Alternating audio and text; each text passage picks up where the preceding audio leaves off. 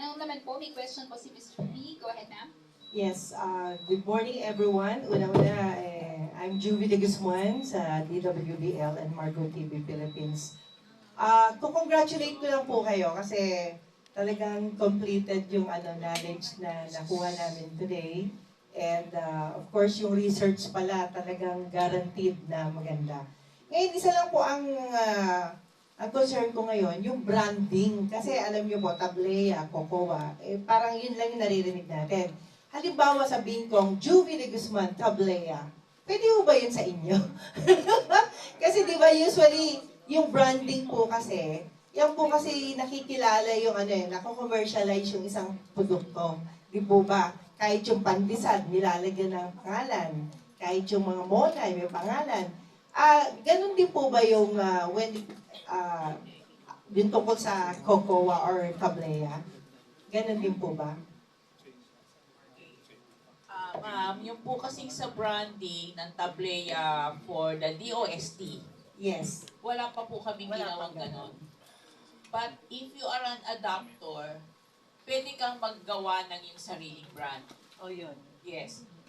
This time lang po, if we will create a brand for all the Tableya beverages, kung magagawa man yun ang gagawing promotional probably Yes. tagline ni ITTI. Opo. And if there is an adapter na gusto niyang gamitin yun, may certain fee na kailangan niyang bayaran kasi po nakaano yun sa iMobile.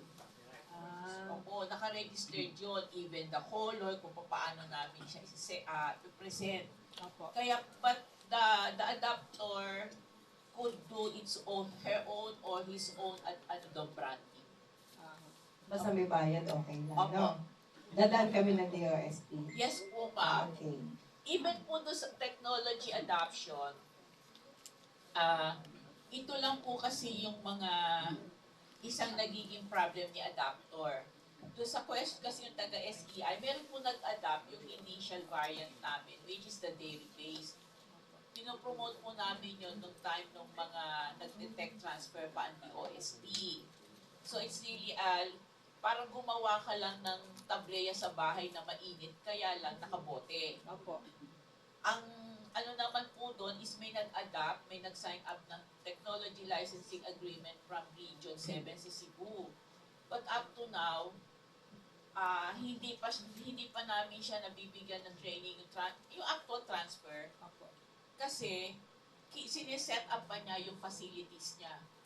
Hindi po kasi namin maibibigay yung training not unless kompleto po yung line-up ng equipment, naka-GMP compliant kasi pag binigyan mo ng training, hindi niya na-commercialize, uulit na naman yung training itself.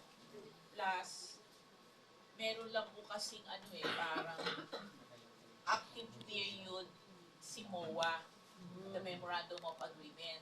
After that, kung magpaso na yun, say 3 years, kailangan po niya ulit mag-request to extend. And then, sa technology adapter din po, bound po kami ang any technology ng DOST kung hindi siya for public good, yung pwede namin i-transfer readily nang walang fees or let's say may konting fees but in the form of training. Pagka po kasi nag-licensing agreement ka, it has to be reviewed by the Fairness Opinion Board ng DOST na naka-assign po sa regional offices. Because the Fairness Opinion Board will tell us kung yung transaction ay fair or not fair. Yun pong nauna namin po sa Tableya Beverages, ang napansin lang po ni Fairness Opinion Board, mababa daw yung ibinigay niya kasi kailangan po magsabit ng business opportunity plan si adapter. Opo. But then the decision, if we will proceed with the transfer, nandun po sa technology developer. Kaya kahit mababa yung binigay niyang sinasabi niyang kikitain niya, ang kanyang selling price, binigay pa rin namin sa kanyang technology kasi farmer siya and at the same time may sarili siyang coffee shop or tableya shop. Kaya alam namin, kaya niyang i-promote yung product. Yes.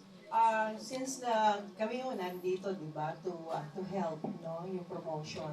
Sana po, padaliin po ninyo yung proseso. Una-una, ang nagiging hadlang po sa pagsikat ng isang produkto o yung para makilala po siya, usually po yung napakatagal na proseso, napakaraming requirements, Iyan po yung isang bagay na maliw sa ating bansa. Actually, sa ibang bansa, hindi yung gano'n eh. Yung sa atin lang, yung sa akin suggestion lang naman, no, sarili ko lang